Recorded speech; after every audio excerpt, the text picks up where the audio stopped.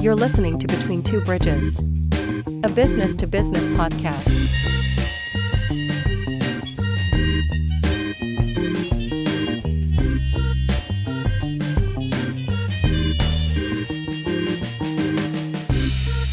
With your hosts, Anthony R. Destiny, Joe Ferrani, and Jerry Kenna.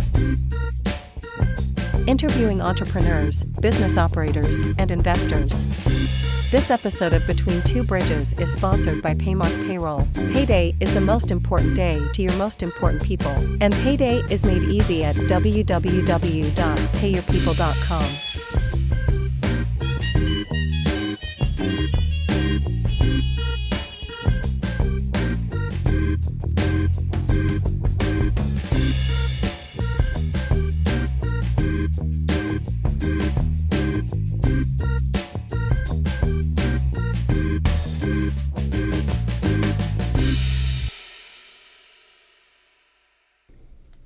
Alrighty, we are here with another episode of Between Two Bridges. I'm your host, Anthony R. Destiny. To my left is the man of the hour, Joey Ferrani, the guy that writes the checks, Jerry Kenna, and our latest guest, Mr.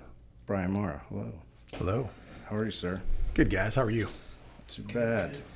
So just to kind of catch us up, obviously bringing on entrepreneurs and business owners in the area to kind of learn what makes them tick, kind of their life experiences, how they got to where they are.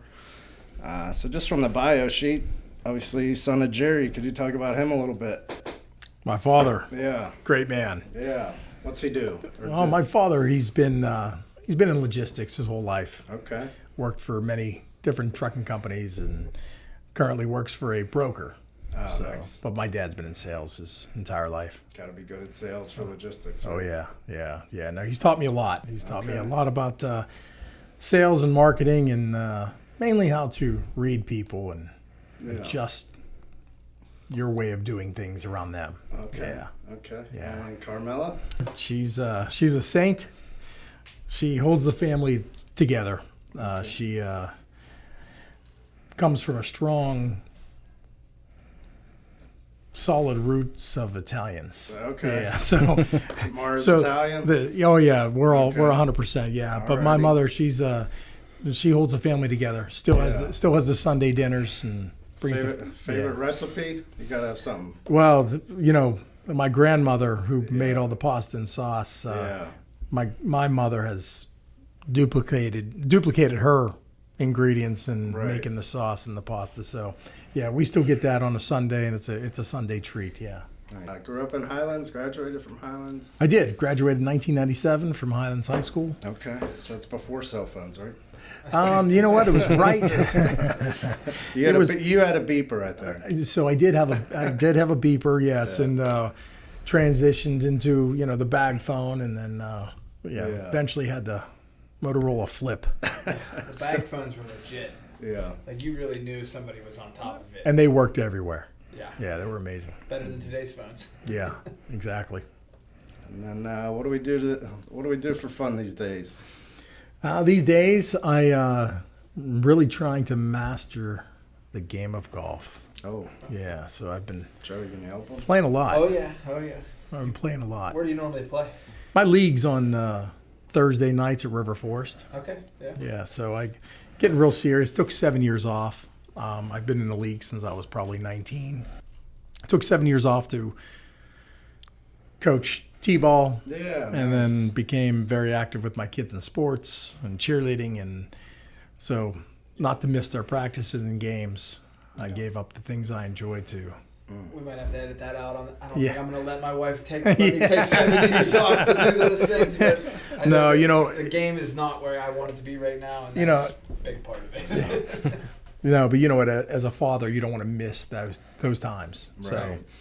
So you know what? Again, going back on my parents and my father, especially, never missed a practice, never missed a game. So to keep that tradition alive, I had to follow those footsteps. So.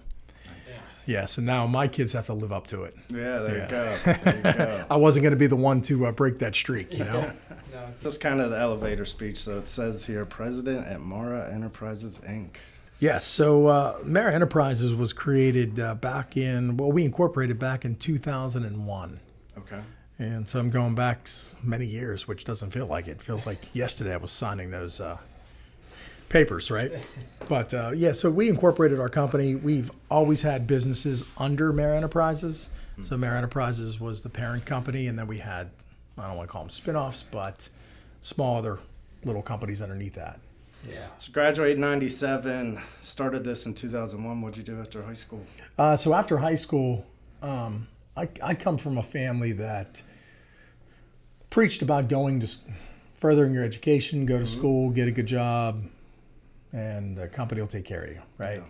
Well, I learned early on that that's not always true. But I expand a little bit. Yeah, you know what's changed it all for me when I met a guy actually at a grocery store down here in Harmerville. I don't know why we started talking, but I was buying bags of chips and soda, and we started talking about business for some odd reason. Okay. And he told me about this book called Rich Dad, Poor Dad. Oh. And it was written by Robert Kiyosaki. And so, after talking to him, I got pretty motivated. I'm not a book reader. Went and bought that book at a bookstore when those existed, and read that book, and it changed the way I thought about money and work and school. I had, during high school, I started a pressure washing business. Nice. And I was pressure washing, and then friends of mine, their father had, back in the cell phone days, business to business sales, right? So one of the companies he sold for was Sprint. So I was selling cell phones and had the pressure washing business while I went to Robert Morris. And I was spending more time on the phone conducting business than I was participating in school activities. So, at that point, I realized school wasn't for me. I could not wait to get out. And to be honest, I never finished, but it wasn't my fault. Yeah. It was your fault. It was not my fault. I thought I graduated because Robert Morris, they gave us these cards to fill out. Are you are you going to march? Are you when you graduate, are you marching? And we had to fill out the questionnaire on gown size and all this stuff. And I put no. I wasn't going to march. This isn't for me. While here, I never got my diploma. So about 6 to 9 months later, I called the school and they said, well, you never graduated. So what do you mean? I filled out the card. You said I was graduating. 4 years. Yeah, I served my time. Yeah. I paid my money. Yeah, and here I was short 3 credits for an elective. And my senior year, I think I only had maybe 2 or 3 classes. And it was a breeze. Why I wasn't told to take this other elective. Ridiculous. Yeah. So being the business guy that I am, I tried to make a nice donation to the school in exchange for 3 credits. Yeah. They wouldn't go for that. Okay. So So now, I never ended up getting those 3 credits, so I never got my diploma. But my goal in life was to make it in life without having those degrees, to be honest. Yeah. I didn't, I wanted to be the opposite of what everybody else was doing. So it kind of worked in my favor. Okay. Yeah. What did the parents think at this time? They thought I was crazy, I think, but they always knew I had an entrepreneurial. Yeah. It was in my blood from when I was a kid, from selling candy at school out of my backpack to. Grew up in an Italian family also, and my grandma would always say, I could tell at a young age you could sell an ice cube to an Eskimo. That was like her thing. She was like, it's just so like you could see it in kids, Sure. When you're winning T-shirts for selling the most hoagies and. You know what? I went to Catholic school for a while before public school, and we used to have all those fundraisers. And they'd give you the prize magazine or prize booklet or leaflet, whatever it was, and I would just go to the back because that's where the big prizes were. And my goal was to have this black and white portable TV. And no shit did I get that damn black and white portable TV. I got like 3 channels, but that baby was mine. Did you tell your parents that you never graduated from Robert Morris, or did you just kind of run with it? No, they knew. Oh, okay. Yeah, they knew. But the thing was, though, man, I mean, at the time I graduated, I sold my pressure washing business, and I had 2 cell phone stores going. So, I mean, it got to the point, to be honest, I was paying people to do my work in college. Yeah. So it was like Rodney Dangerfield back to school, where he was paying people to write his reports. Yeah. Seriously, I had people in the computer lab typing up my stuff while I was making deals. So what were the cell phone stores? So one was in New Kensington, and the other one was up in Natrona Heights. Okay. Yeah. Cricket stores. Well, at the time, it wasn't Cricket, because Cricket came out in '01. Okay. But I was selling WorldCom, if you guys remember that. So WorldCom, VoiceStream, Nextel, and Sprint. Okay. Yeah, and prepaid cards for the ones who couldn't pass the credit check to get a cell phone. In those locations, unfortunately, there was probably a lot of prepaid cards going out. There was a lot of prepaid cards, and then when Cricket came out, that was the whole reason they came out, because their motto was, instead of paying your cell phone bill after you used it, you paid before, so it's prepaid. So instead of having a prepaid card, you prepaid the month before you used the phone, and they would give you unlimited minutes for a limited area. Okay. Yeah, but those things sold like hotcakes. Yeah. Hotcakes. It's like a pun now forever that I've always heard is people will be like, what are you on, a Cricket phone? You know? Yeah. But they did well, and then they got in, they got out. Mm-hmm. They're still around. No, yeah, AT&T bought them.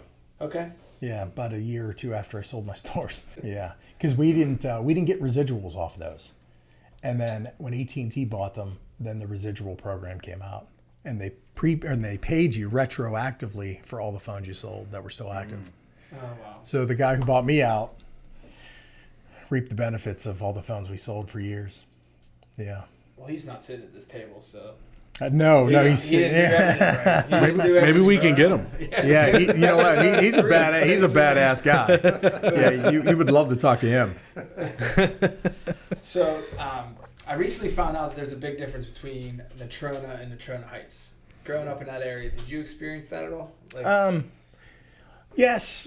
I'm trying to be politically correct. Is this where I tap? After you say something. So the big difference is, just like any other old town, is Natrona was a mill town. Okay. And then, from what I know, the executives from the steel mill companies lived up on top of the hill. The Heights. Yeah. So that's why they called it the Heights. Yeah. Makes sense. Based on what I was told. Somebody could jump on here and correct me if I'm wrong. It'll be that's in the fine. comments. It'll be in the comments. But no, if you look down Natrona, it was row houses. And I'm sure, just like any other mill town, you had probably company stores and everything else. It was just the way things were ran back then. But that is the time where the grandparents, when they come over from Italy, they all worked in a mill or a mine, and you worked there. You bought your food and groceries from the local stores, and eventually you hoped the company would take care of you, right? Yeah, or you owed them a lot of money and you just kept working. So That's it. 2001, you're what, 21? Are we drinking legally at this point? You're getting incorporated? What is that? 2001. Summer, right? Yeah, it was somewhere around there. Yeah, Yeah. it was probably 21. Okay. Yeah. And then we started, Unflooded? No, actually, that was my cell phone era. Okay. So I had the cell phone stores up until I got bought out in 2008. How many employees did you have at that time? Oh, we had 13. Okay. Somewhere around Across there. the 2 stores? Correct. Yeah. Yeah. How many did you had several more than that in '08 though, when you sold Employees?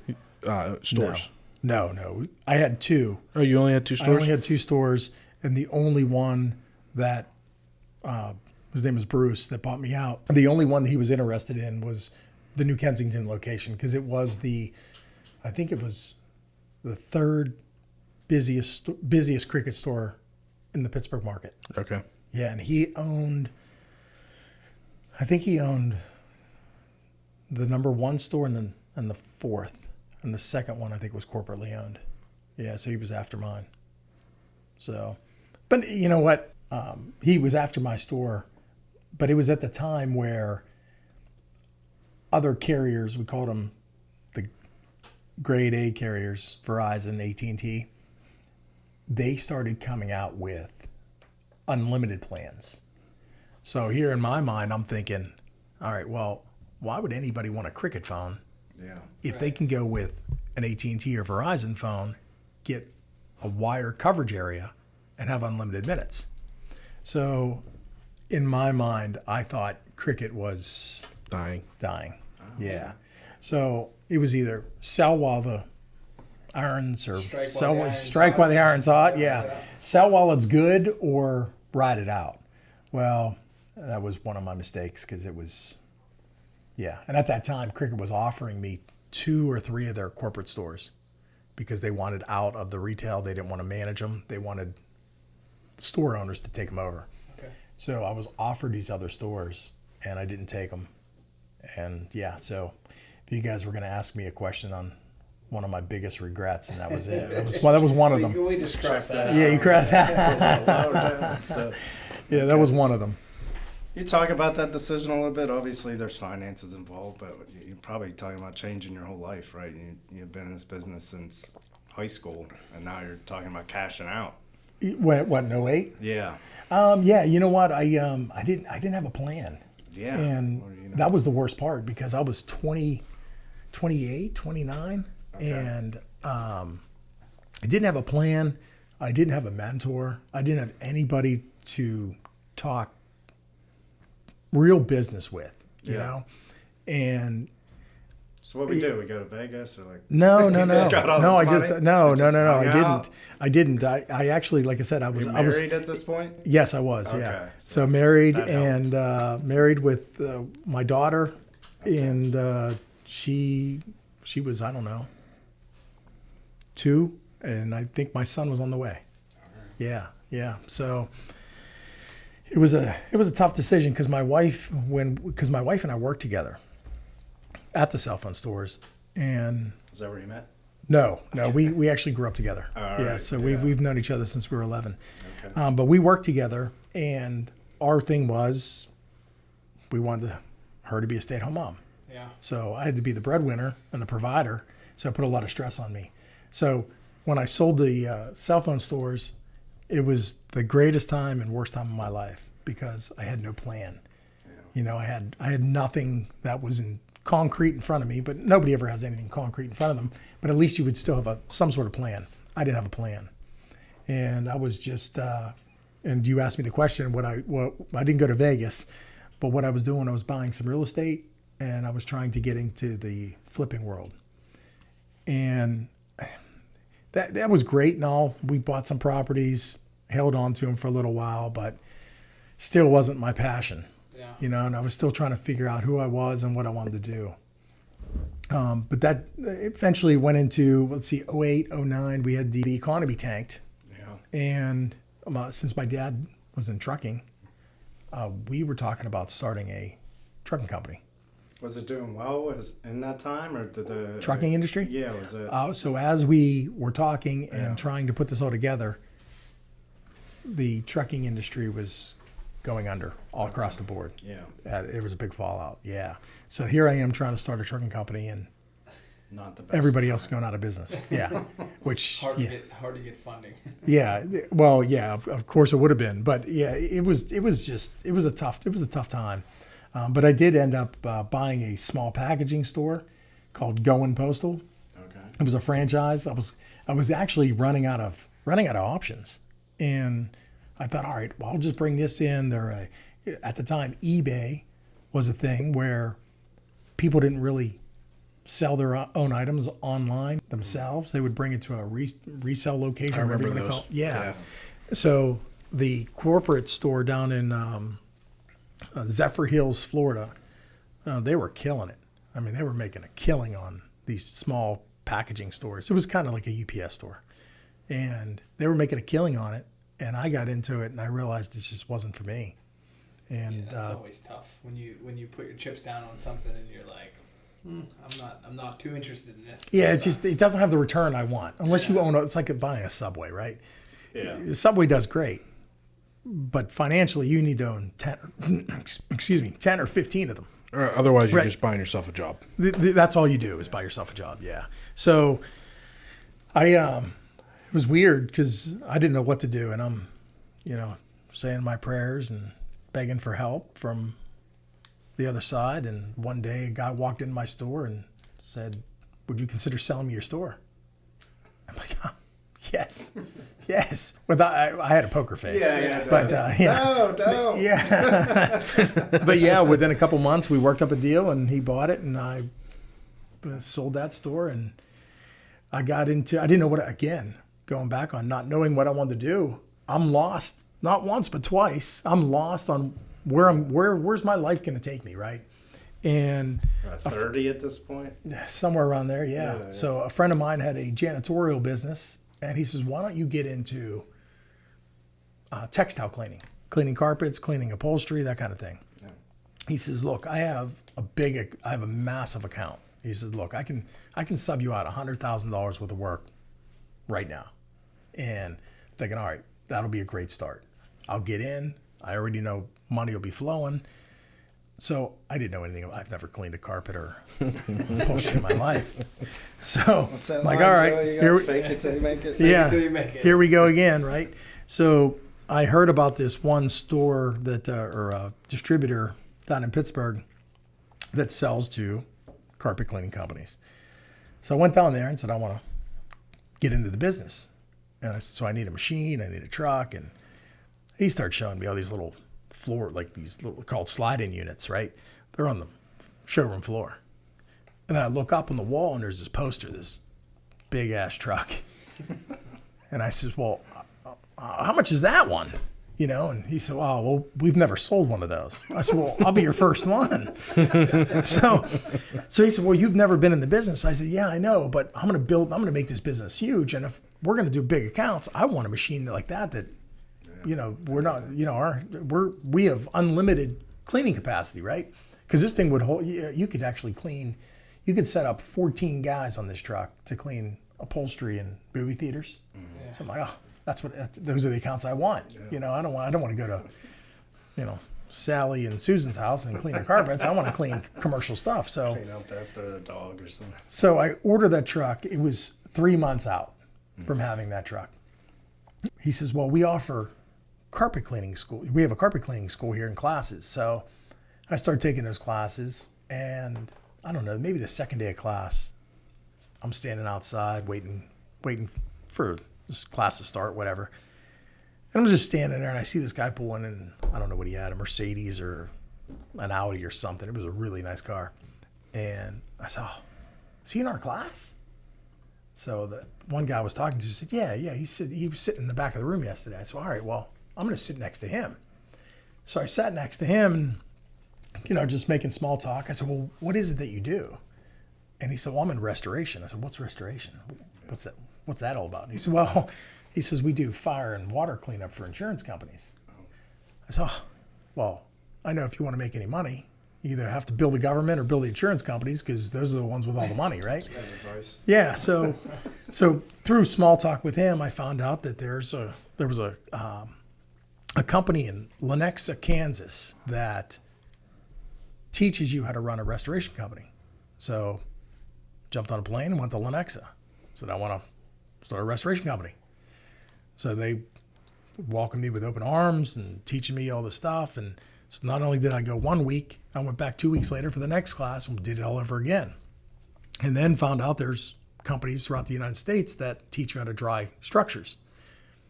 So I was seriously, I was on a plane for months, just going to different schools and getting all these certifications. Now keep in mind, I still haven't cleaned a carpet. And I just found out what restoration was. And now I'm traveling the country learning about restoration. Wife's at home. Yeah, wife's at home. Yeah, wondering where the hell I'm at. What are you doing? What are you doing? They're cleaning, all right. Yeah. No, you know, Can somebody call Robert Morris and give this guy 3 more credits for all the carpet cleaning? But yeah, so after that, I came back and went right into restoration. And Did you have to cancel the truck, or is that the truck you bought? No, I couldn't. Yeah, it was too late for that. But I got that truck. That was my first restoration truck. So what's funny is it came in. My cleaning company is called Extreme Clean Pros. So it came all wrapped, and it was beautiful. So as soon as it came into at the time I was working out of my house because I couldn't afford to rent a space yet, right? So I was at my house, and then this warehouse came available in Brackenridge, so I rented this real quick. As soon as I pulled it in that garage, we stripped that son of a gun. took the vinyl, and my dad was there, and I had my dad worked on that thing for a couple days, stripping that vinyl off that truck. But and then I came up with Unflood It, just something that was just geared towards water damage. Yeah. Because all the other restoration companies around, they do a little bit of everything, from fire, smoke, water, trauma, rebuilds. And I knew that I wanted to just focus on one aspect of it and just focus on water. So it's been like that for, that was December of 2009. So we're going on, 14 years. Yeah. 14 years here in December. Will you do trauma cleanups? We do. Yeah. Yeah, we do them now. Yeah. I actually like them. I'm not in the field anymore, but the ones I've been on, it's almost like you're like an investigator. Yeah. You're in there, something bad happened, especially on some murders and suicides. You're trying to figure out like where the bullets go and all this other stuff. What was that company called Sunshine Cleaners or something? There was a movie about that. They worked for it was a whole full-blown movie. They would go in and clean up. And Really? it was some of the shit they did in that movie was kind of. Yeah, I won't get into detail because there's a lot of things I could tell you, but I don't know who's going to listen to this, so I don't want family members to know, well, hey, that was my relative. Holy shit, that was my uncle. That was my house. Yeah. But you know what? I have some guys that really like to do them and other guys that just can't. Yeah. But and we don't force anybody to do it. So whoever's willing to do it, that's your job. But yeah, we don't get them. We don't get as many as you think. I would say maybe half a dozen a year is what we do. How much has the insurance business changed for you as far as like when you got into it? Because in my business, I noticed that like it kind of has changed where like it's consolidated to where it's harder to get into. Do you think currently now it's just as hard to get into the restoration on any aspect, or? It's definitely changed. Hell, even the insurance agents, adjusters, they will all tell you. It's a different world. I think it would be harder for somebody to get into what we do now, only because back when I got into it, we still dealt with adjusters, and you submitted your invoice, your estimates, and you dealt with the adjusters. Now there's third-party review companies that try to beat you down on your invoices. And a lot of these insurance companies, actually, ever since COVID, they're not sending adjusters out. They have what they call third-party adjusters, 3 PAs. So it's companies that stepped in and said, hey, Mr. Insurance Company, whenever you get a claim, send it to us, and we'll take care of the whole thing from start to finish. We'll have the contractors. We'll do it all. Well, it's saved the insurance companies by not having adjusters, but it's also hurt us because now you have to agree to be on that program. You have to work at a reduced rate. Right. And we refuse to work on third-party programs because we offer our clients top-notch service. And if you Google us or anything, Yelp, Angie's List, any of those companies out there, we have nothing less than a 5-star. And we built this company off reputation. Right. So we won't have anybody dictate what they're going to pay us and how they're going to pay us or how we're going to do our job. Because, I know we do it for a profit, but we're still there to help people. It's no different than a funeral home director, right? You're one of your worst times in life. A funeral director's making a decent profit, but he's also hopefully giving you comfort. He's sympathetic, empathetic, and he's there when you need him, right? And I always compare our job to being a funeral director because you're not I never have somebody call me and say, hey, what a great day. Yeah. Right. They tell me what's going on, what's wrong, what the problems they're having that day. And it's water coming through the ceiling, it's, pipes breaking, it's sewers backing up. So we hear the trauma side of somebody's day, right? Yeah. So we're there to help.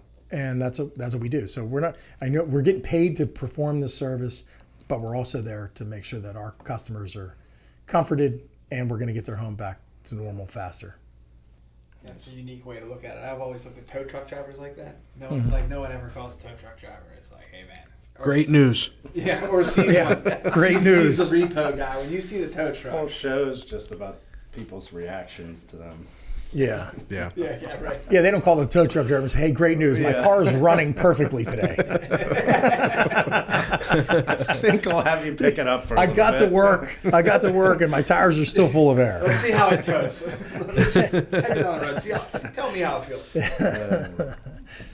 Oh, it's funny. So, Jerry, we touched on a few things there. Obviously, you're knowledgeable about a few of those. So, can you talk about, like, incorporating businesses and franchises and processes to do that and pluses and minuses?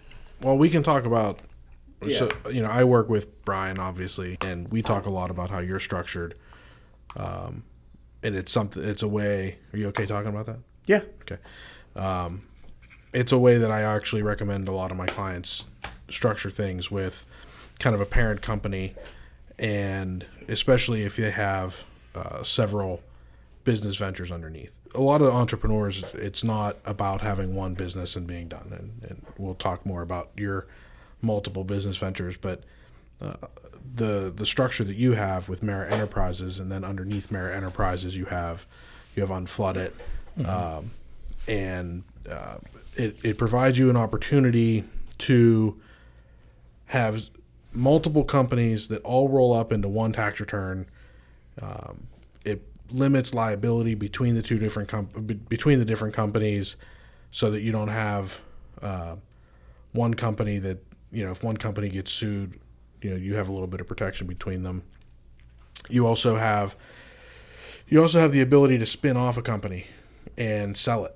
So, where if you have, Marra Enterprises and you have a couple companies underneath that, you don't end up having to sell Marra Enterprises to sell your company. You can sell off a division of your company. So, I usually I recommend that to a lot of my clients, where, if they have different divisions of their company, or they want to maybe spin off something later, then we'll set up a parent company and then subsidiaries underneath that, and that's sort of how your business is set up.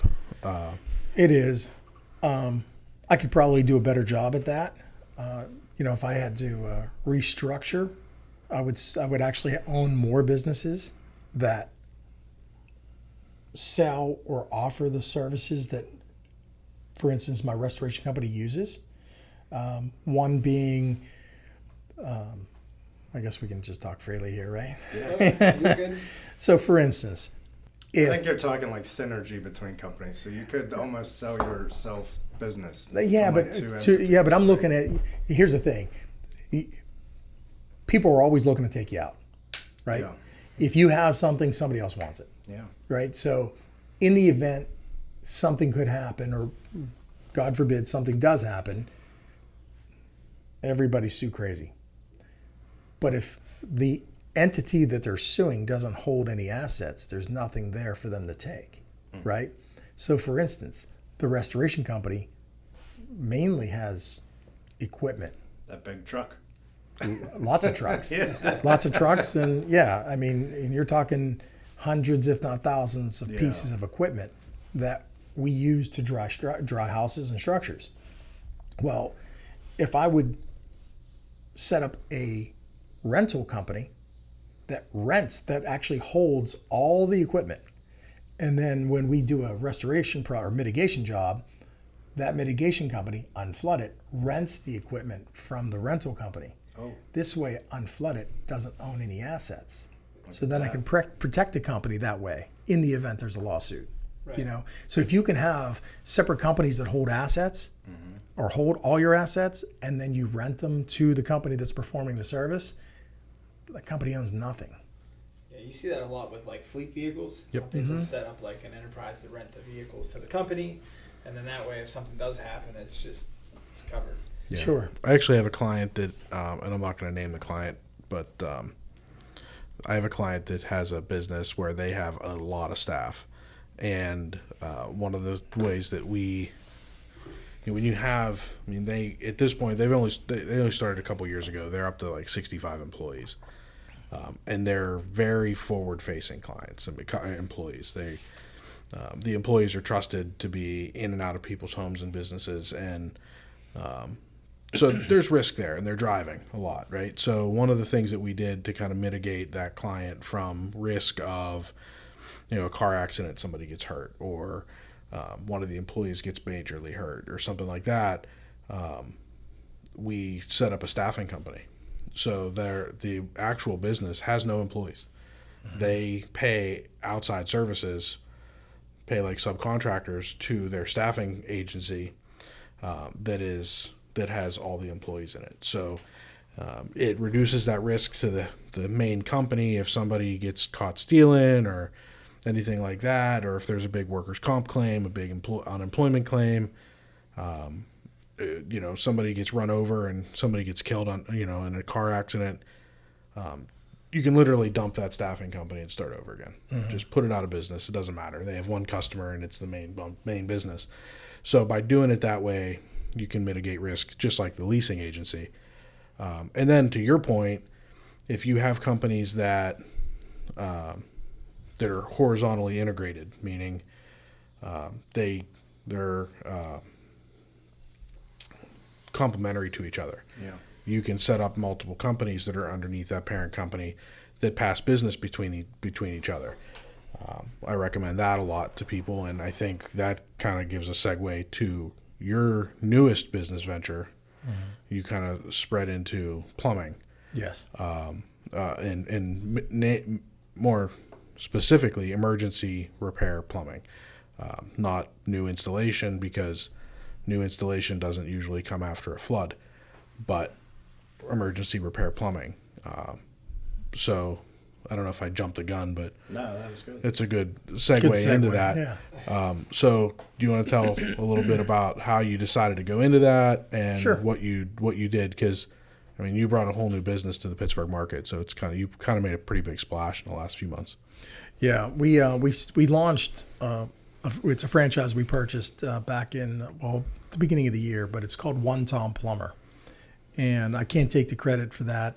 A friend of mine in Cincinnati, who also owns his own restoration company,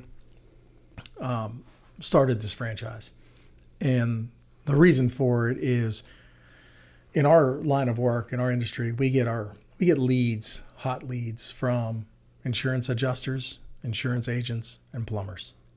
So we spend a lot of time, and I think if you guys remember a few minutes ago when I told you how the insurance industry changed, you have these third-party adjusters, third-party whoever, taking over these claims for these insurance companies. Well, that takes the agent out of it. That takes the adjusters out of it. Now, if you want to work, you have to be part of the program. Well, we don't want to be part of the program. So to adjust with the times, my buddy in Cincinnati started One Tom Plumber. We get majority of our leads from plumbers. So why don't we just create our own leads? So, and you're right, Jerry. So we only do emergency plumbing. So it's service work. So how I explain it to people is if it's broke, we fix it. So we're not coming in and we're not replumbing your house for a remodel. Mm-hmm. If you're building a new house, we're not the plumber that's coming in plumbing the house for new construction. But if you have a broken pipe, water heater goes bad, faucet that goes bad, refrigerator leaking, sewers backing up, drains collapsed, that's us. What that also does is give us, number one, 24/7 service.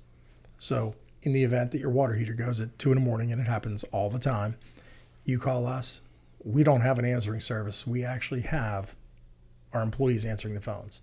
So you're getting us on the phone when you call any time of the day. On top of that, we have a rotation of plumbers that respond 24/7. So it could be 2 a.m, and you need a water heater and you don't want to wait till 8 a.m. because you want that hot shower at 6:30. Usually within the hour, we have a plumber there with a water heater. But what that does for us is our plumbers are on site.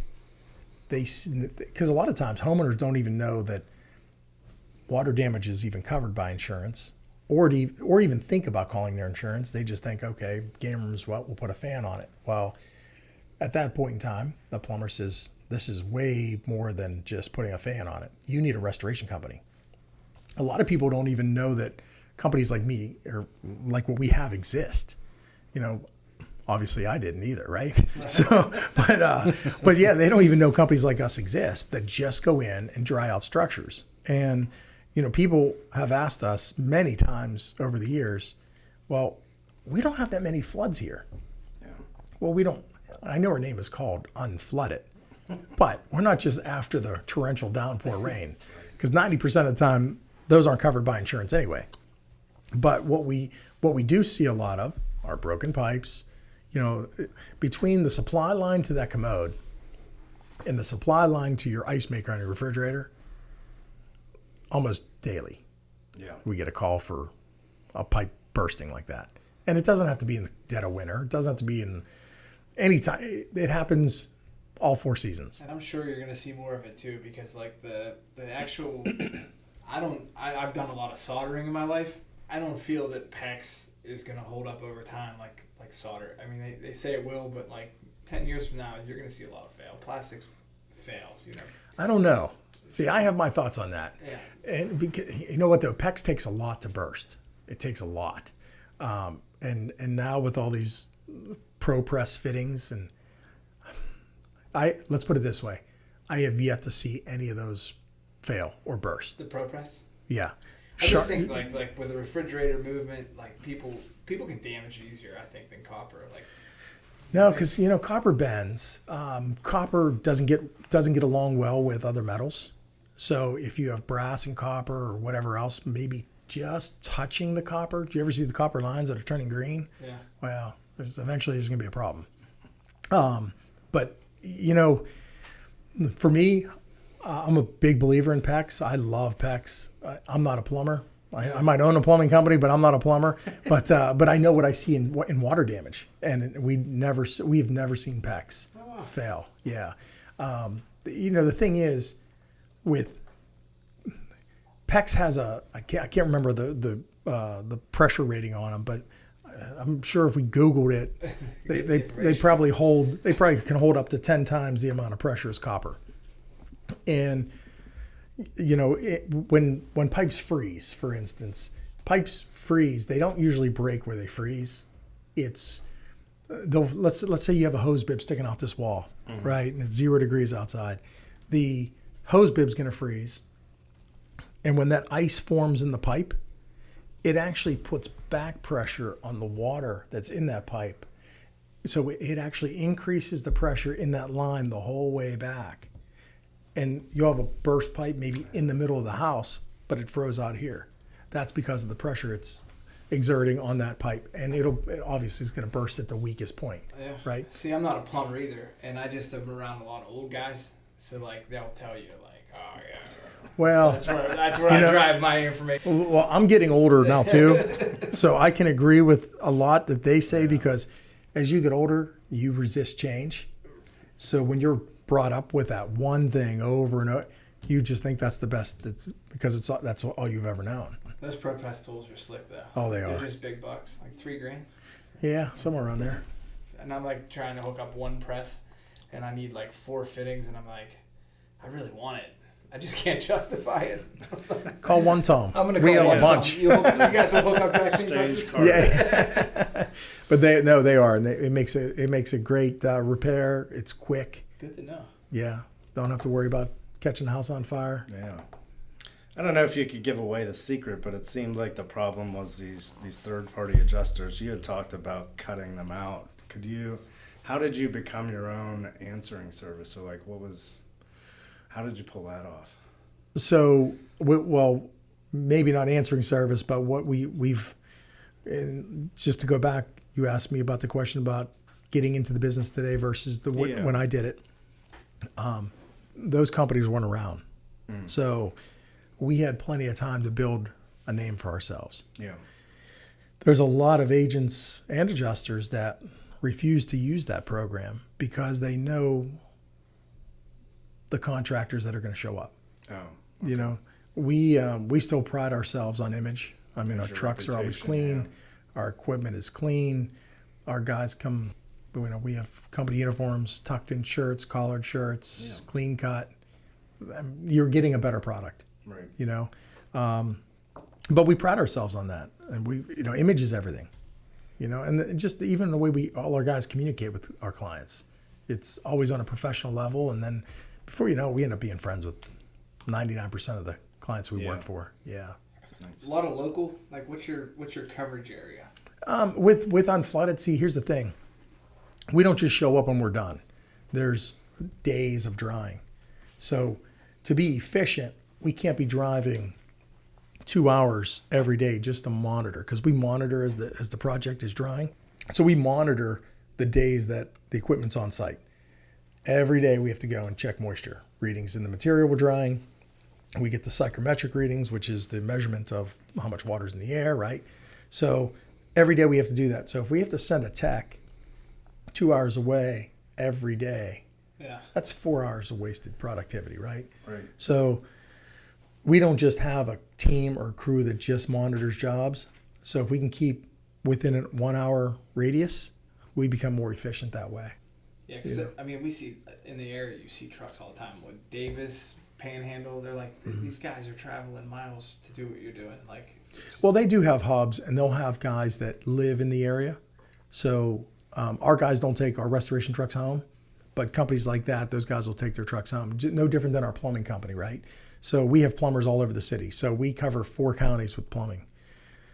But we have plumbers located in all of those cities, all those counties, and obviously small towns and cities. So when, if you, let's say, for instance, Swickley tonight, if somebody has a pipe break, we have a plumber in Swickley, that can respond. So those guys have their trucks, and they're fully outfitted with everything you need, other than it's not loaded with water heaters, but we keep stock on them in our warehouse. So in the event that they need a water heater, they can either pick it up from our shop, or we have access after hours to some plumbing supply houses. Yeah, it's amazing what people don't know. Like, it's like you might get a hot water heater that bursts and water's coming out. They don't even know to turn the valves off. So they're just calling you. So your guy can just sometimes just go in and buy some time for people too, Sure.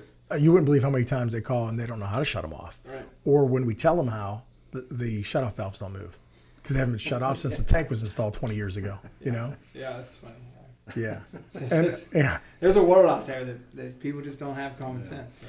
Yeah, and the ones that don't shut off, Unflooded loves those ones. They're like, I called Unflooded. They said go to the right. I called one Tom. They said go to the left.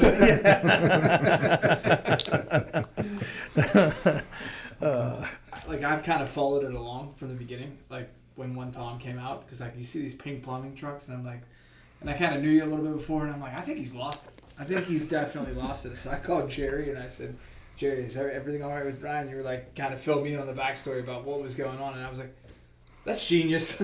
That's pretty genius. Well, I can't, like I said, I wish I could. I can't take the credit for it. When I first met with Rocky, his name's Rocky down in Cincinnati.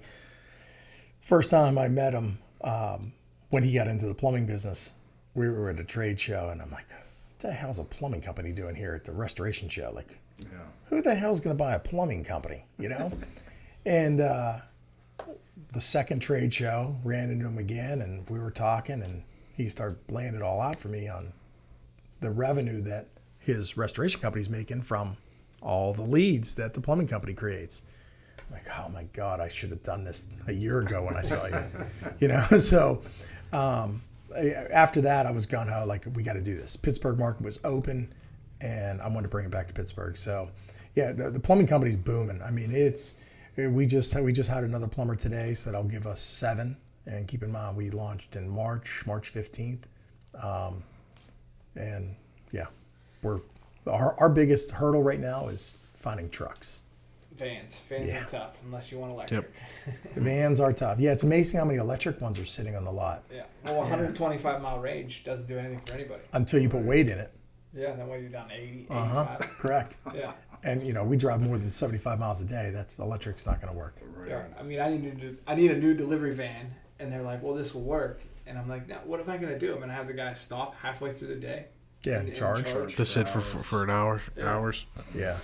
No, do I think electric vehicles are neat? Yes, but they don't serve a purpose. I mean, I don't see where. Aspect. Not the commercial aspect. And if I worked, I mean, I guess my office is pretty close to my home, and I could get away with it if I was just commuting back and forth to work, and that was it. But the thing, and I've talked about this before, but the thing that drives me crazy is all these ads that talk about like the Ford F-150 Lightning. They keep talking about how fast it is. Who cares? Yeah.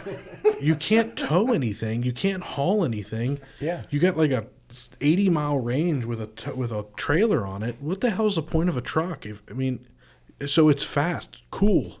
Mm-hmm. It doesn't do me any good. Right. It's not practical. It's not practical. If I need to buy a truck, it's because I need to tow something or I need to haul something, not so that I can go quick. Well, here in Pittsburgh, going fast gets you nowhere. Yeah, no. Because when you go real fast, you just get to the next traffic jam. Yes. You know, I mean, it's just you just hurry up the wait. And we're dealing with a lot of hills here in Western PA. So like you load it down with 2 hot water heaters and all the tools, and you go up and down hills. Your range might be 50 miles. Correct. It just doesn't make sense. Yeah. Yeah. Yeah. So, hey, they might work for some people, but yeah, they're not going to work Ford for us. has 24 of them. If you guys are out there listening, you need an electric van because I watch every day. I've been looking for a new van, and I don't want white. You wrap your vans, and we'll talk about that maybe later. But it's just I don't want an electric van. I can't use it. Mm-hmm. They don't have them, so I can imagine There's some pretty serious tax credits for those electric vans. Oh, here we go again. They are heavy. They are heavy. And why are there tax credits, Jerry? Probably because Ford is going, hey guys, we can't sell this shit. You got to help us out. You made us do this, and we can't sell them. Yeah, we talked about that once before, right? Anytime there's tax credits, that's where the government wants you to spend their money. That's right. Or spend your money, right? Spend your money. That's it. Yeah. But yeah, that's it. But yeah. Well, you can go broke saving money too. Mm-hmm. So buy a bunch of electric vans for one Tom Plumber. No, you know what? We were looking actually this morning on the used market, and there's some nice ones out there, but the cost of vehicles are just out of control. It's about to get worse. Oh, UAW is talking about striking. They're supposed to vote this week on whether to strike. The big Really? three are going to strike. Yeah. Yeah, there's the article I read in Reuters said that there's a 50-50 chance UAW strikes, and it's going to affect all 3 American brands. So it's terrible. So yeah, what you're saying so is I should buy them now, buy them soon. because it's going to be worse. I mean, because these dealers aren't going to be able to. They're having a hard enough time getting inventory now. Mm-hmm. You put a strike in, and they can't. There's no more production. Yeah, it's going to get even worse. Yeah, you can't even order a van. Like you can't You couldn't go to Schultz Ford and say, I need 5 vans from now to the end of the year. Is that right? Well, I did call the dealer that does supply us, and I don't know the auto industry. I don't know how that works, but he told me that they can't put an order in for the 2024s yet. So I guess I don't know if they're allotted so many or there's a time frame that they have to follow. I don't know There's anything a window that they have to open up. They have to allow orders for 24s. I don't think it's open yet. It's not. Yeah. So he has nothing to sell us, and he can't put orders in. Yeah, and all the allocations for 23 are spoken for, so then they'll reallocate. And like what I've experienced is like Armstrong Communications calls that day. They know exactly that day, and they're like, we want 47 vans.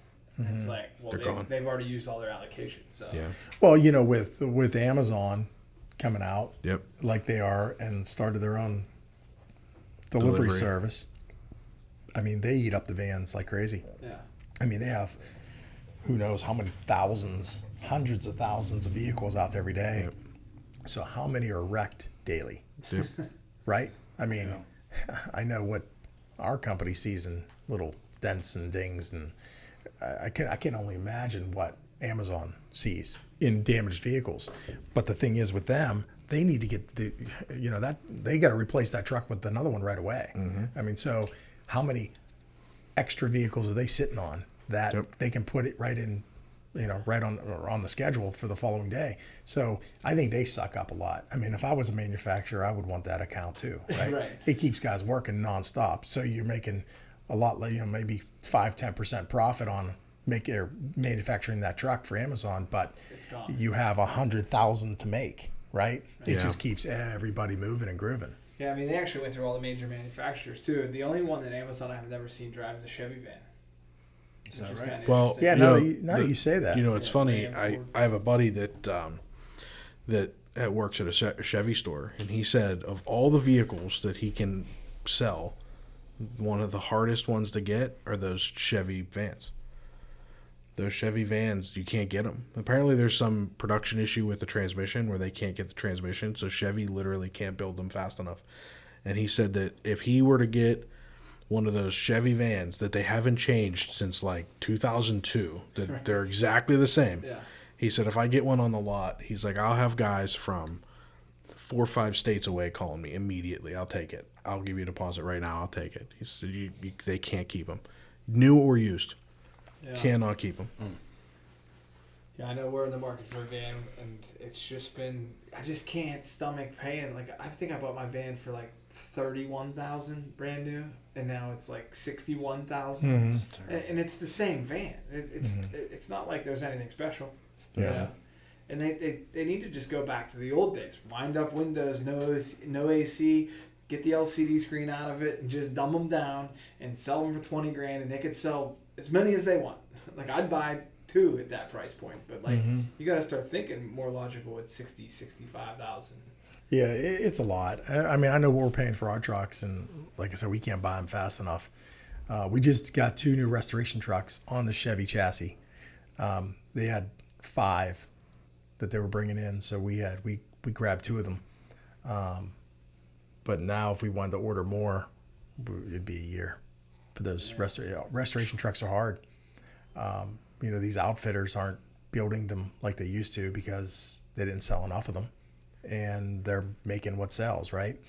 But talk about a van, I did have a Chevy van like you're talking with a sliding unit, and I think I sold that in about 72 hours. I put it on put it online, it was gone. Yep. Yeah. Actually, I ended up, hopefully he doesn't hear me say this, but I ended up selling it for more than we paid for the whole damn thing. Yeah. So, I sold the van for more than I paid for the van, and then the machine inside, I sold. So, yeah, we made $10,000 on selling a van that we used for 4 or 5 years. Yeah, that's the way it is. It's crazy. I have 2 vehicles in my possession right now. The van we have for delivery and my truck, they're both worth more than what I paid for them, and I've owned them for 4 or 5 years. It's just, Yeah. And then you say to a kid, like, get a job, and you're going to make $15 an hour, and you need to buy a car, and you need to get insurance. Like, these kids are, like, screwed from Jump Street. There's no such thing as a $5,000 car anymore. No. Nope. They're just not out The there. internet ruined that. You used to be able to tell someone's grandma that their 2002 Toyota Corolla was worth $1,500, and she'd sell it to you. Yeah. And you were good to go. Now they just Google it, and they're like, that thing's worth $17,500. Drop it off at your house. Yeah. Pick it up from your house. Full too. tank of gas in it. Yeah. My first car was $400. What was it? Yeah, it was a Chevy Cavalier. Yeah. Oh, man. I got you beat. Yeah. We had a family friend that had an 89 Mercury Tracer hatchback. Like, you remember this car? I'm trying to Do you remember picture it? Was I it think I blue? do. Little maroon car, two-door, barely 4 seats in it, tiny little hatchback. She gave it to me for free, and it was an '89. This was in 2000. 2000. This was in the year 2000. 2023. It was in the year 2000. I had just Top turned front. 16. No. You know what? Yeah, I had just turned 16. Yeah, maybe a little later than that. 2001 maybe. Regardless, it was 12 years old about. The freaking car had 29,000 miles on it. It was perfect. Except her husband, she'd park it in the garage, and every day her husband would get out of his Lincoln and bang the door. And it was like she moved it. So like all down the side of the car was like little dings all down the side from her husband's car. And other than that, like she literally gave it to me for free and then had it detailed before she brought it over. It had fucking vacuum marks in it. I'm like, thank you. But yeah, I got it for nothing. And then I traded it in when I turned 18 and bought a Cavalier. Did you really? Yeah, I made $500 on that car. Or Desi, what was your first car? Oh man, this is 1983 Ford LTD cop car. Yeah. Got like 7 miles a gallon. You played Smelled like demolition gas. derby with it. I drove it on McKinley Field. Don't tell them that. But yeah, humble beginnings. Yep. Yeah. I had like an '87 Dodge Dynasty. I called it the Dynasty. It was maroon. Dynasty. I still have the emblem from the hood. I put it on the a magnet to it. It's on. Let's get it on the We'll get it on the wall. wall. It's magnetic and it's on my fridge in my house. The The Dynasty. Dynasty. Oh, it's funny. So, man. If you could sit down 10 years from now, what's your life look like? You retired on a beach in Mexico. What are we Well, shooting for? yeah, right. Why are you still in this game? You seem pretty set up, huh? Well, my goal is to be retired, but Yeah. the thing is, Want to bet? yeah, it's in my blood to work. Okay. Yeah, I do. So you'll be I work working. a lot. Yeah. You'll be working. You know what? I'll be working a different. In a different capacity. Correct. Yeah. Both my kids, my son's 16, my daughter's 18, and they're both full time in our company. Yeah.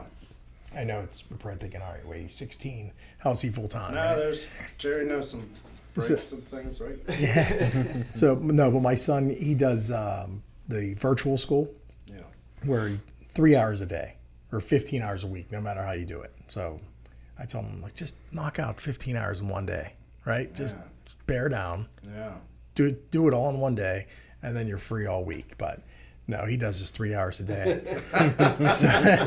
But he works full time. So pretty cool, he's man. going to be a plumber. Yeah. My daughter works in dispatch, which, I want them to learn all aspects of the company. But my son's been working with us since he was probably 6 or 7. Had him at the warehouse doing all kinds of things, right? That's great. But yeah, no, there isn't a machine that we own that he doesn't know how it works, But no, I can rely on him to do anything. Yeah, I could tell him the, PNC Park's flooding right now, and he'd get on there and he would know what to do. So I mean, he's an animal. That's awesome. My daughter, she's super smart. Right now, she's in dispatch in our plumbing company, and just more or less grooming her to know all the aspects of the business, and we're end up getting her in sales too. Nice. But yeah, no. So saying all that, in 10 years, hopefully they're running the show, and I'm more or less the guy they tell to be quiet in the back, right? But yeah, no, I can still work on the business from Florida. I'm sure. I don't think it'd be a problem. Right. Okay. Yeah, but that's where I see myself. But the thing is, I'm still. Listen, I am. I don't want to say self-employed because I'm an employee of the company, but I take what we can make and create, and I buy other assets. My big thing now is commercial buildings. I just want to, I dabbled in the real estate for a while. I owned a bunch of apartments, but again, that's you feel it. You can just feel like it. Do I belong here? Is this what I'm supposed to be doing? And I believe that everybody has a path already created for them, and sometimes you just gotta listen to your heart. Yeah.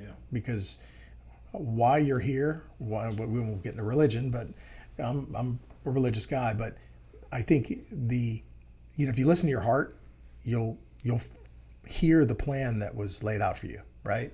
So it might sound crazy to somebody else, your ideas, which many of mine in the past have made people's heads just shake because they're wondering what the hell I'm even thinking about doing. But I just go with my heart. Yeah. I'm not the smartest business guy out there. I always say there, look, when I'm in a room with a bunch of people, I don't want to be the smartest guy in the room. I want to be the dumbest guy there because I want to learn from everybody else, Right. And most of the rooms I'm in, I'm not, and you don't have to be smart to be in business. You just have to have drive. And as long as you have hustle and you'll outwork the other guy, there's really nobody that can hold you back but yourself, but following that, I don't want to say passion because that's a whole different discussion. When they say find how's it go? Find something that you love or Never work a day in your life. yeah. I call bullshit on that. Yeah, me too. I was like, I want to see how he spins it because I'm not quite sure I'm buying that shit. Yeah. I love what I do, but like, Yeah, I mean, that's they're like, all tools. look, I love golf. Yeah. I'm not talented enough to make a living at it. Senior Even tour, if I babe. truly wanted to, I guess I could open up a couple golf stores and sell golf clubs and lessons. But, the thing is with that, you're kind of capped. Yeah. But yeah, no, I think you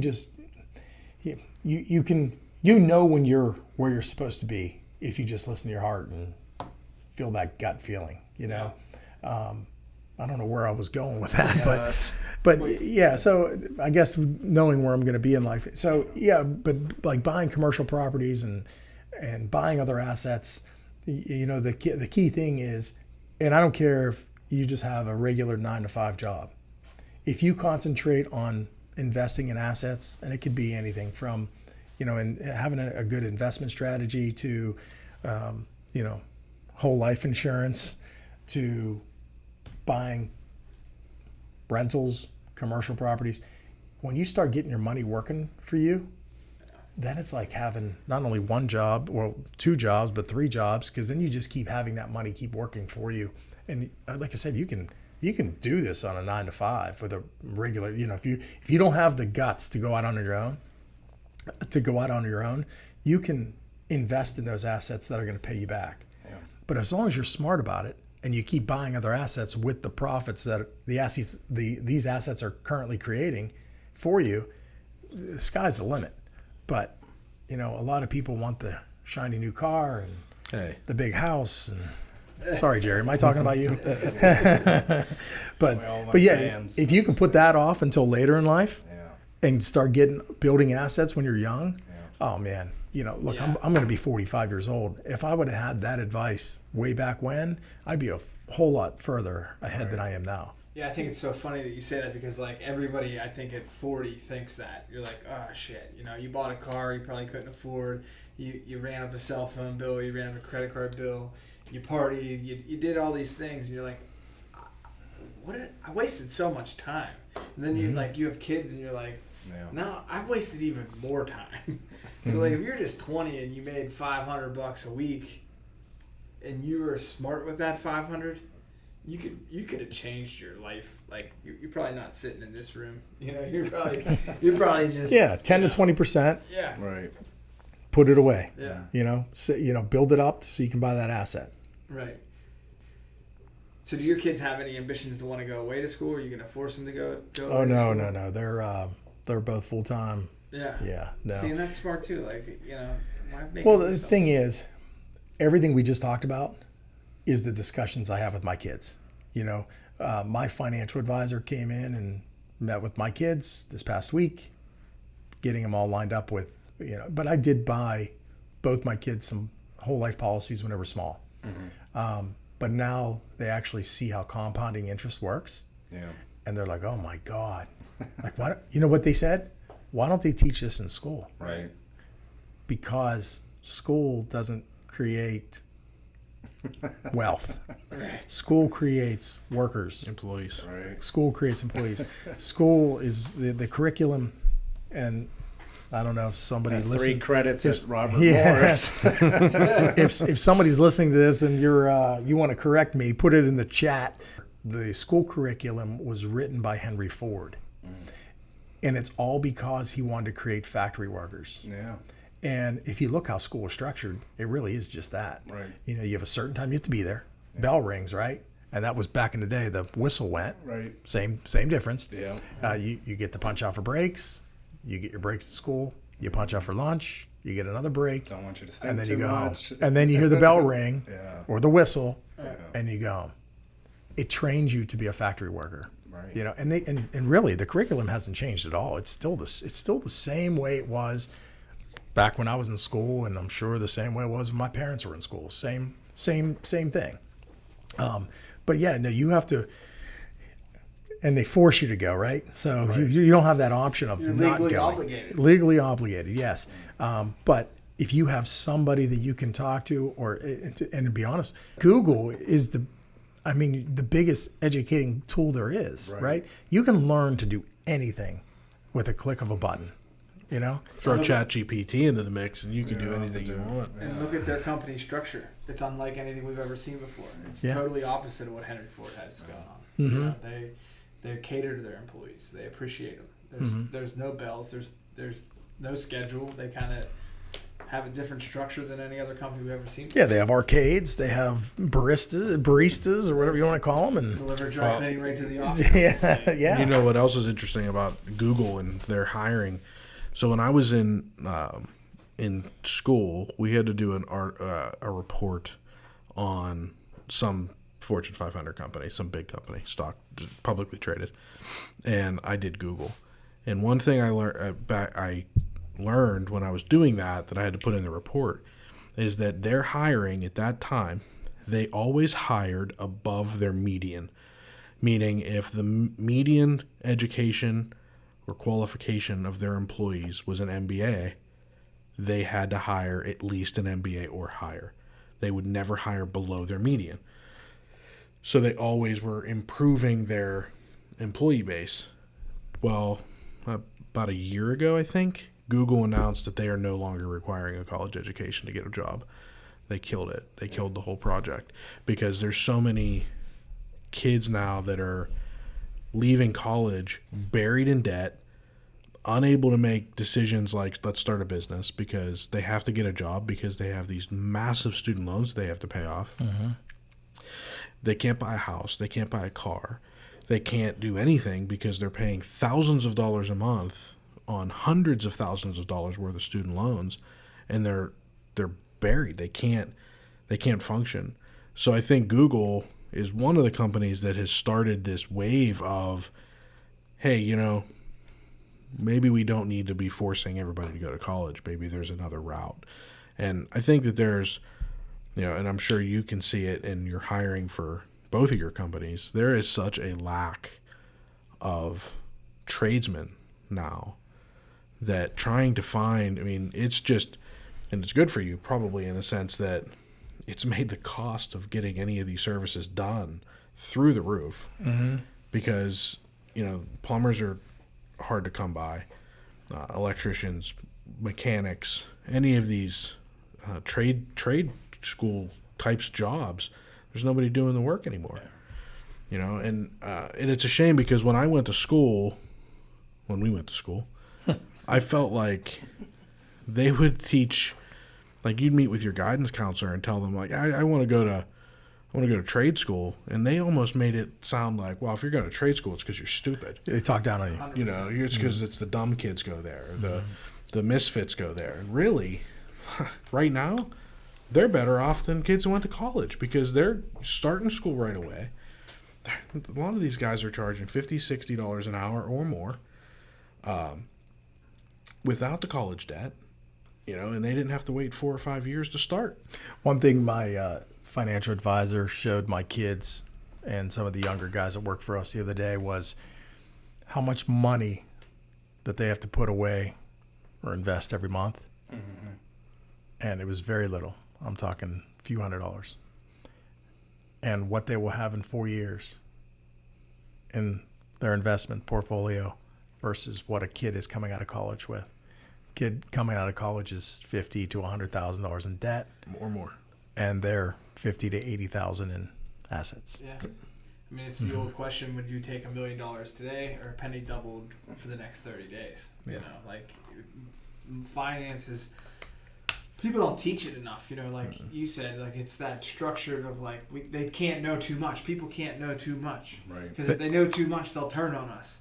You know, like, It's true. I grew up in there, like my dad would always tell me, if you learn how to frame a door, you'll have a job for the rest of your life. Mm-hmm. There's kids that we grew up with that don't know which side of the screwdriver to use, you know, and it's sad and it's unfortunate, but like, hey, that's what we live in now. So, I mean. But like you were saying, Jerry, these kids that come out of school and they're going in the trade school, they are so much better off. I mean, I don't know, I'm speaking from the plumber side of things, but you know, if you leave high school and you become a plumber's helper and you start learning the trade, and all at the same time you go to a plumbing school so you can obviously educate yourself on the trade that you're going to be in probably the rest of your life. So instead of all these electives Right. and all these other things Ceramics. that are ceramics and Orchestra. The bullshit human growth and development that and you're paying all this money for. all this stuff that I went for marketing, and I had to take, I had to learn about the Art, psychology Renaissance, and history. all this stuff that, Yeah. just spinning my wheels, right? But they can go to a plumbing school while they're working. Right. So you're making money, and you come work for us. We pay for your school. So we're paying you to go to plumbing school, which is only 3 hours, 2 nights a week, right? 2.5 hours, whatever it is. But as you can prove, and you don't have to be out of school to have your own truck with us. You just you show us your knowledge in it, and if it's just replacing water heaters, that's your forte, right? You know everything about changing water heaters because you were taught that, and really it doesn't take much to learn how to do, right? Right. You get in your own van and you're doing service work. I mean, to be 23 making well over $100,000 a year isn't too shabby, right? And you can do that. It's easily done. So easy. And your back doesn't hurt and your knees are Yeah. still good. You're gonna grind for it. I mean, you're gonna grind. You're gonna answer the phone at Sure. 2:00 in the morning. you know. Sure. But you know what though? Who cares? I mean, I Grind- work you my grind ass it off. for a lot less. Yeah. I mean, has my life gotten easier? Yes, because I made it easier. Was I always chasing the almighty dollar? So was everybody. I just chose to use my time differently to make that dollar. Right. But there was, many years. I mean, I know we did a podcast once before, Jerry, but I've almost been bankrupt 3 times, and to the point where I didn't know what I was going to do. To the point where I was down and out. Like I thought my life was over. Like I'm dead in the water. I mean, if you guys want to hear a little story, when I first opened up my first cell phone store, I invested everything I had in it. Right, I had nothing. Like all my money was spent. I had 0 money in my checking account. I had bought cell phones and everything else to put in the store. Credit cards are maxed, everything ready to go. It's like 2 days before my store is going to open, the very first store. And I was dating my wife at the time. And I said, oh my God, I don't have a cash register. I totally forgot about a cash register. Why'd I have the money to buy one? So she bought me the cash register. And then I didn't have any money to put in the drawer. So I borrowed $200 from my friend, and I put $200 in the drawer. And after my first day of being open, I gave him his $200 back, and I still owe my wife for the cash register. but yeah. But yeah, so I mean, it's I don't know why I got into that, but yeah, no, tough times. So but it creates a warrior, right? You don't want to die. My one store in Natrona Heights, we were selling Dish Network and DirecTV, and business was not doing well. Yeah, I mean, we were struggling, and I remember we were down to, I think, $800 in our checking account, personally and business. I mean, we were in some trouble. So all these stories about me having businesses, they weren't always great. Like you didn't just open a business and, things just kept rolling in. There was great times and there was tough times. Well, we were having a tough time and business was tanking. And we were down to about $800 in our checking account, and we had bills due. And I remember I was crying to my wife. I'm like, I don't know what to do. Like, this is terrible. I'm sorry I did this to you, this and that. And the next day, we had, I don't know if you guys remember the penny saver. Oh, yeah. It was a little, yeah, you guys were old I enough. bought cars out of the penny. Yeah. Well, the penny saver rep came in and said, hey, there is a satellite dealer that, I won't mention names, he's no longer in business, but that used to be on the back page of the penny saver for the last 4 or 5 years. I said, oh, yeah, I know, I'm well aware. Well, he hasn't paid his bill in the last 3 months, and we're pulling his ad. But you sell satellites. Would you want the back page of the penny saver? I'm like, well, how much is it? It's $850. Shit, now what do we do, right? So I said, can you give me an hour? And give me an hour and I'll give you a call. So I just wanted time to talk to my wife, and she said, well, here's the thing. If we don't do it, we're out of money. We're broke. If we do it, we'll be broke at that moment, but maybe that'll be the ad that brings us the sales that we need. Well, no shit. We did the ad. We had, I think I sold 17 satellite dishes off that one. And now if we go back, you got paid a lot of money to sell a satellite dish. And then I'm struggling to find how I'm going to pay for all the equipment because we sold so many. And I wanted to get these in ASAP. Yeah. So I think I borrowed my parents' credit card. Yeah. And I bought all the satellite dishes and receivers using their card, which I paid them back right away. But yeah, that was actually the turning point of our business. That's when awesome. We just, we were growing from that. Yeah. I was lost after dodged a bullet there with that 08, 09 thing. Like we were kind of just starting. Yeah, we were just starting. So like, well, how old are you guys? We're all 39. 39. All right, so 5 years, I guess I got on you. My family bought that Sparkle Cleaners in Lower Borough. Yeah. 2001, and they thought, man, we nailed it here. And then 08, 09 came around, and they were like, hey, this sucks. Like they got clobbered, and then we went through with COVID. A lot of us, I mean, anybody that was in business in 2020, 19. Yeah, but see, you own a business, you should be rich, right? Yeah. Isn't that how that works? Mm-hmm. Yeah. Is that the stigma, right? Yeah. If you own a business, you're rich. Right. Yeah, but nobody understands the struggles that a business owner goes through. It's not easy. Mm-mm. They might see you later in life where now you can build houses and you can buy cars. Well, they don't know what went into that. I mean, when they say blood, sweat, and tears, literally, yep, that's exactly what goes into it. Yep. Yeah, and I think you touched on it. Your wife was there from the beginning, kind of with you, and like Mm-hmm. I know my wife's in the pic. Everybody here is married, and it's just you can't. I don't think you can do it without them. My wife and I were in business together. She was actually a hostess down at Chelsea Grill, Hofstadt's, and bartending. And when we were dating, we've known each other since high school, but we didn't date till we were 21. And I told her, I'm like, why don't you just come work with me? I'm starting these businesses up and all this stuff. And she took the chance, and she kind of knew that we were going to be together. But, at that point in time, as soon as you get married, or even right before you get married, you're engaged, whatever, it's already a partnership. It's already a business deal, right? You're already business partners, right. Mm-hmm. Because it's life's a business, right? So it doesn't mean you have to own a business to be partners. Once you have that spouse, you want a good spouse and you want a good partner, because you're in business no matter what you're doing.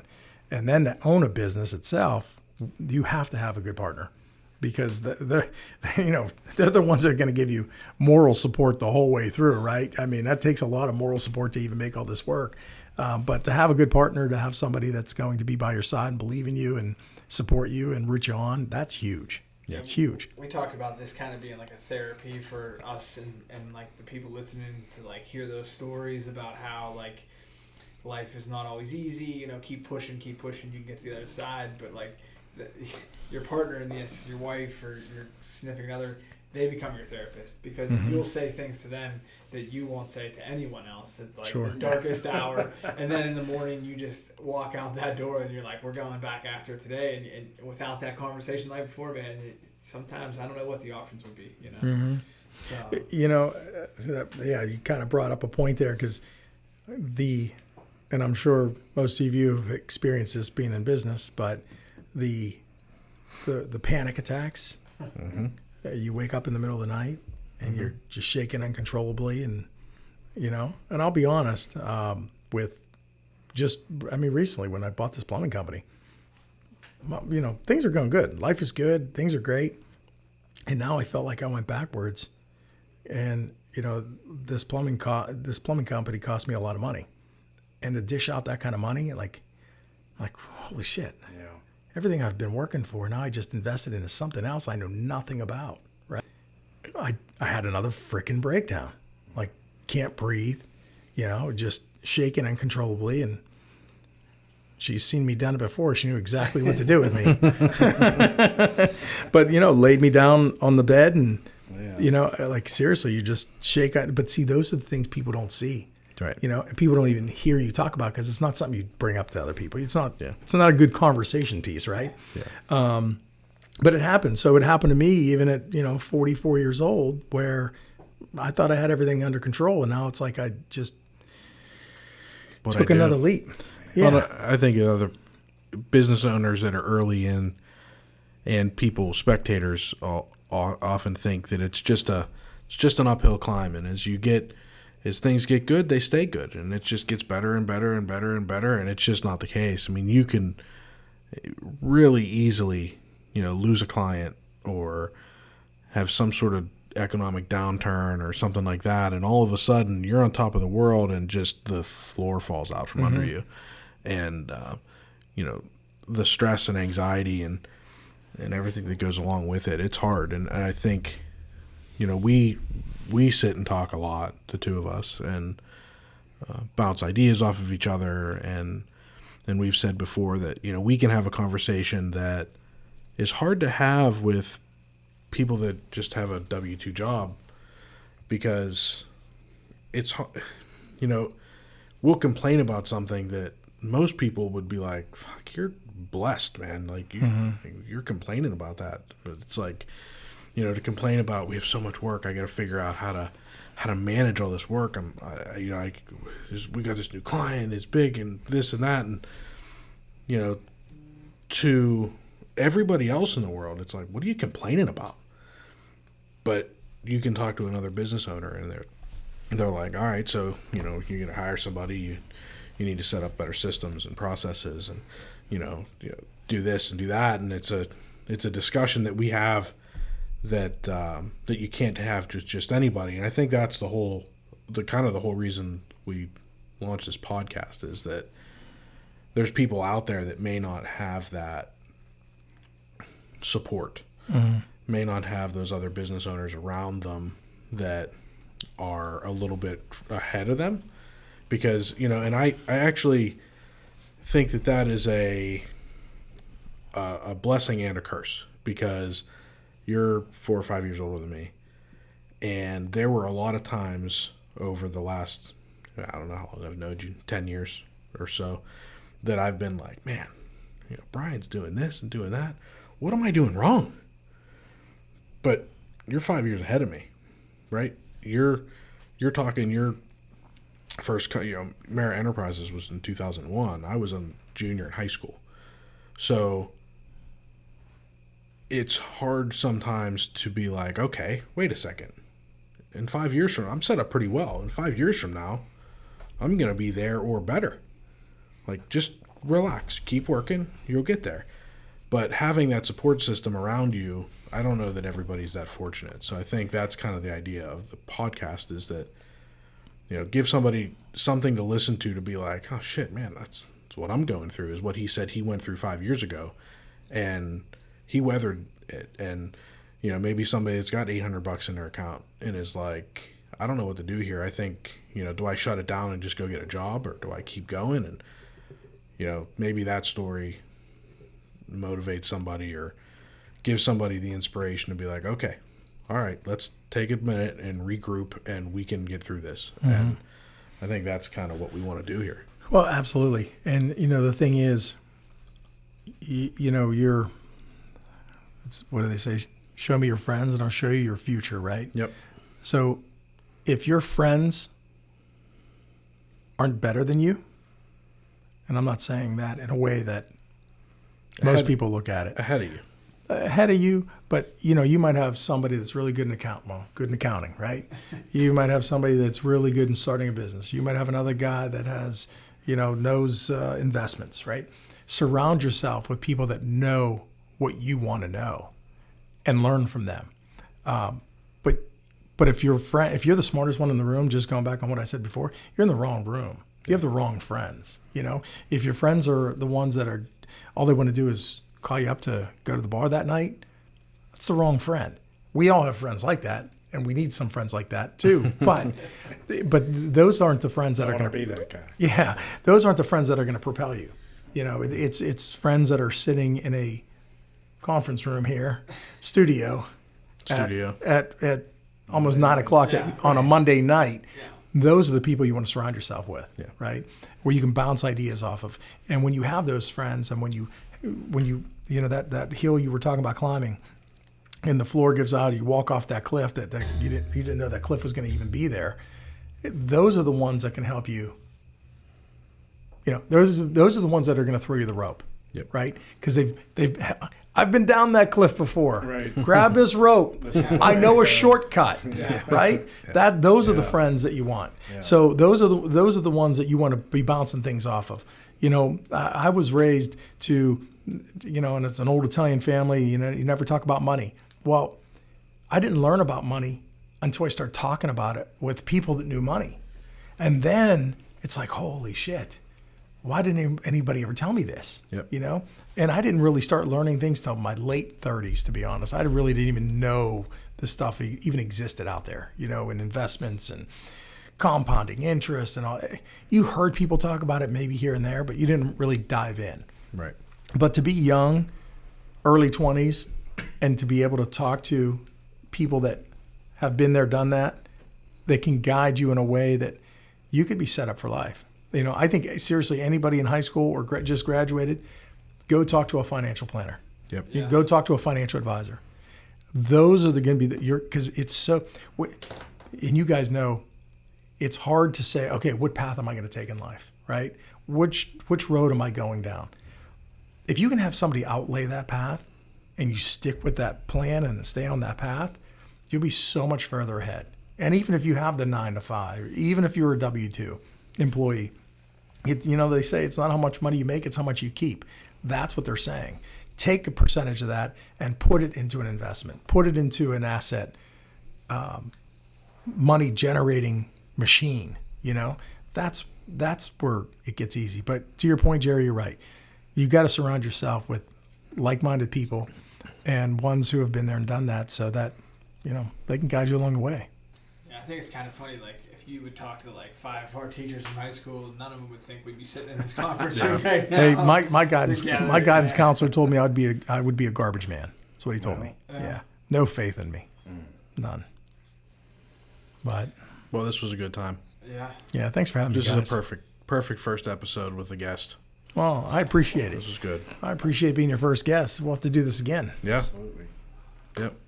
Bring in the plumber next time. We got a lot more unflooded going on this time. We'll do more plumbing next Yeah, time. you know what? We will. We'll bring in a few. We'll bring in a whole. We'll just fill this whole table. Yeah. Final thoughts, Jerry. No, this was great. I think we really hit on kind of the purpose of this podcast, and to try to bring not only just information but some inspiration to entrepreneurs that are either already up and running or people that think they might want to do it. Or I think this was great. Well, you know what? And not to get the final word in here, but I've been there, I've done that, and didn't know who to turn to or ask questions.